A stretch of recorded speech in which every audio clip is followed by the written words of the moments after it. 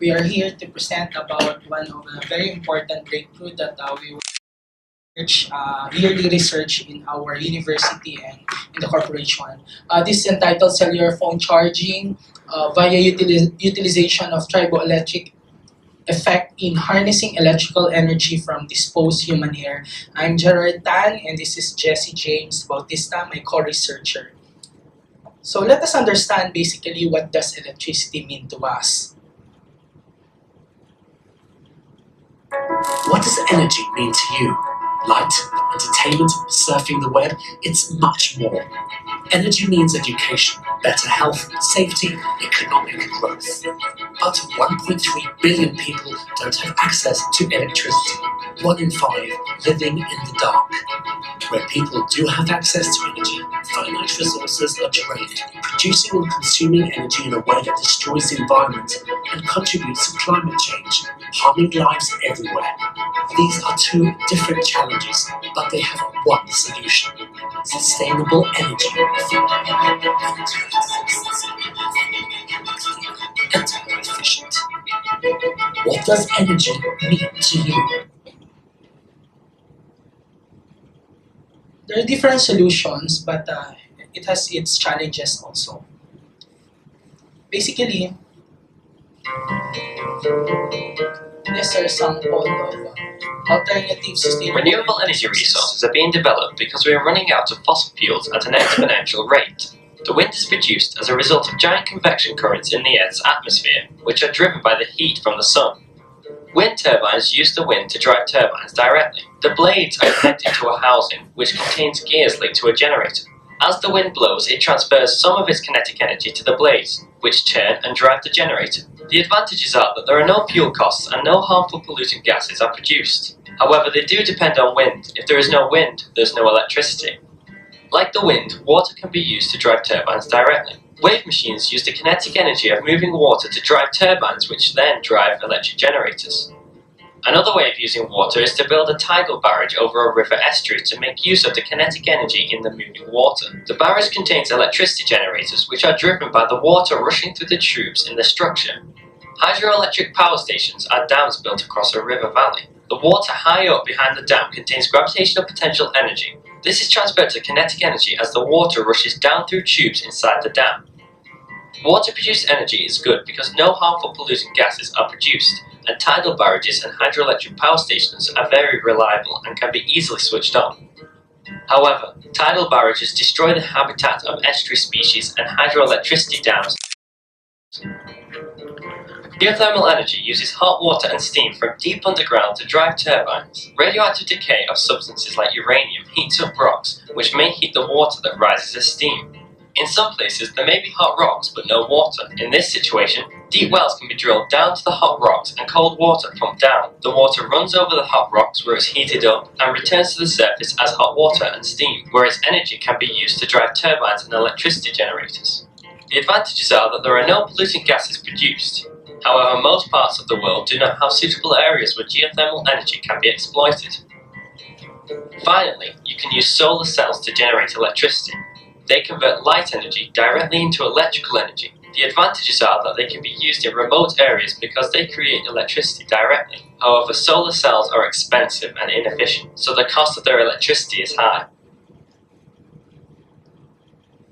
Now let us understand the problem.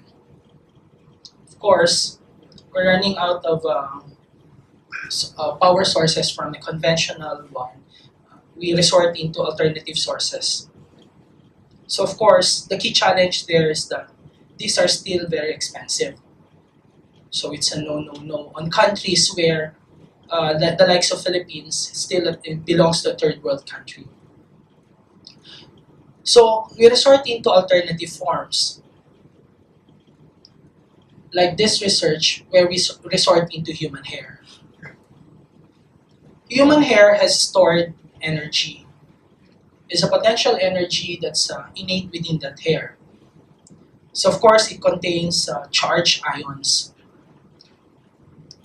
When we comb our hair, there is an exchange of anion and cation. Now, upon introducing friction, there's an exchange of the anion and with that of the cation. Now, the conceptual framework of this research is basically from a human hair where the stored energy is contained, or the potential energy, and shall be unleashed through the use of a friction, through an introduction of friction into the hair.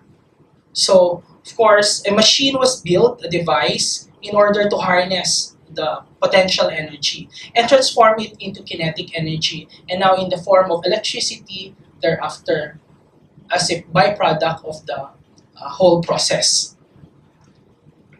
The scope of this project is focused on harnessing the potential energy from the hair and transform it into kinetic one. So we gathered hairs coming from the barber shop, parlor shop, because these hairs are really once after haircut, they just throw it in the trash can or even creates pollution in sewage areas. So from that transformation, the stored energy in our hair is now unleashed and transformed into electricity.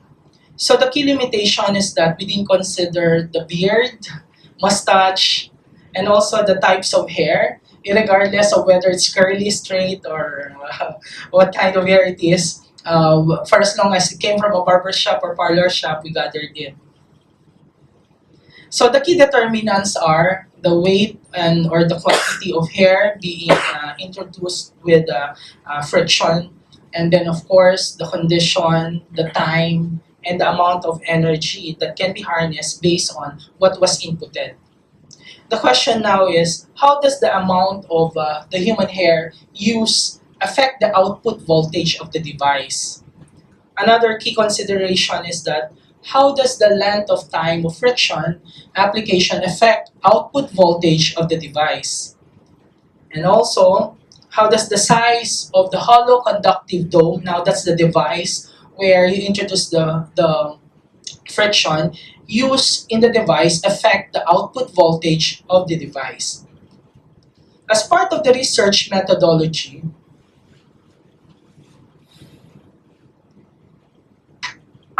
is now the location. As you can see in the video, the team gathered the hair coming from the barber shop, and one of my students went to the barber shop so we collect his hair after haircut.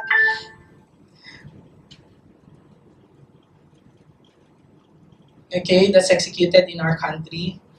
And of course, during data gathering, as you can see in the pictures now, the creation of the device, where the second photo, this is now where we will put in the hair to introduce friction, and then eventually there is this transform in energy into kinetic energy and eventually to electricity. So we did several testing to validate whether or not how much energy is being harnessed from that activity.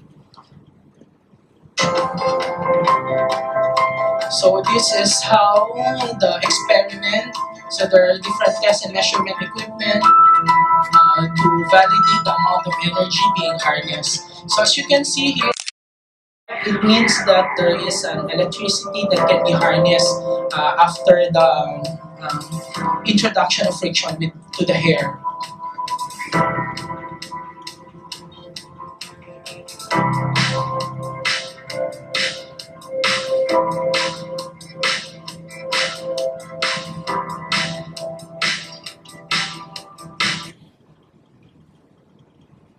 Hi. So for the results of our experiments, so this is the graph for the weight of the hair versus the output voltage. So as we can see, the higher the human hair we've used, which is in terms of milligrams. So we use 100 milligrams to 600 milligrams, and 600 milligrams of hair produces approximately 25 RMS volts. So this is the result of the tabular result of our first experiment. This is the sample graphs measured using a digital oscilloscope in our university from trial 1 to trial 10. So the the graph shown here is the raw output. It's not yet processed.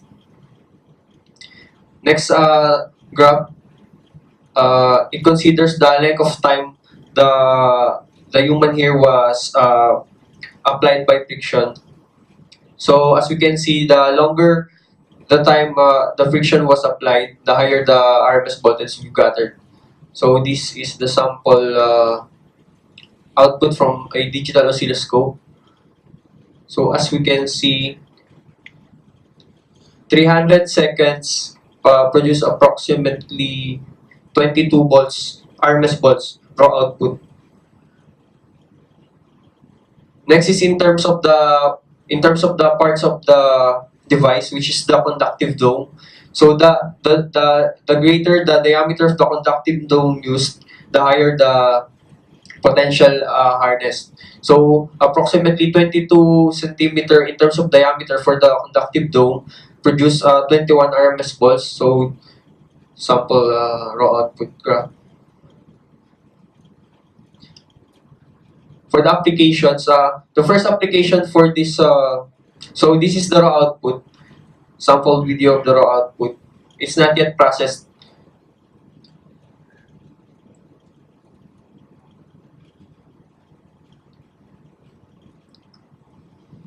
So next we've used it to light a CFL bulb, a 15 watt CFL bulb. Again from a from the raw output of the device. We can see that it's flickering, so it's a sign that it's not yet processed.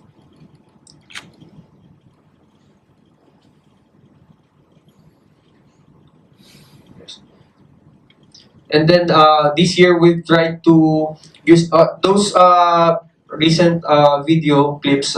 Its purpose is for the rural parts of the Philippines. Well, this time it's for the urban section of our community, specifically to charge any gadget. But specifically, we use here a phone charge.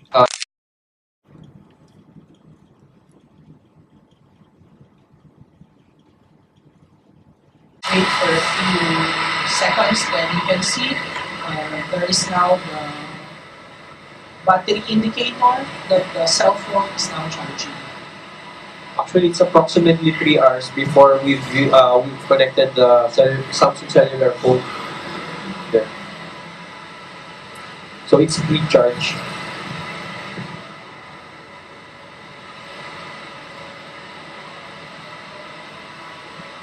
It's in the prototype stage.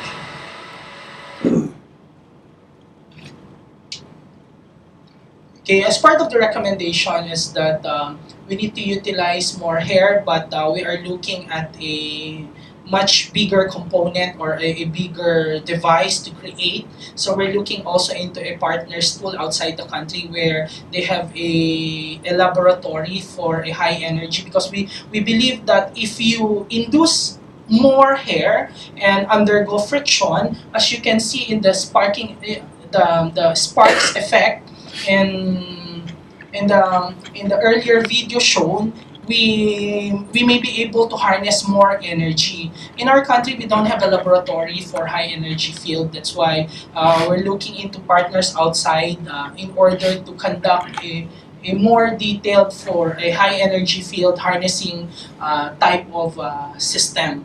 Also, as part of the improvement is that well, we need to stabilize the output further. Apart from introducing a single super capacitor, we may be needing more super capacitor to store more energy coming from the raw output. So, upon a longer period of time of exposure in harnessing such potential energy coming from the hair, we will be able to charge more cell phone, and of course to light bulb and provide electricity on far-flung barrio. As considerably in the Philippines, there are still a lot of areas on mountain or off-grid areas located on mountain range where they don't have electricity. They rely on solar panel and of course Some are really, they don't have any electricity at all. So of course, explore other means of the storage devices. So we would like to leave everyone with the message: life is and will ever remain an equation incapable of solution, but it contains certain known factors, according to Nikola Tesla. Thank you very much.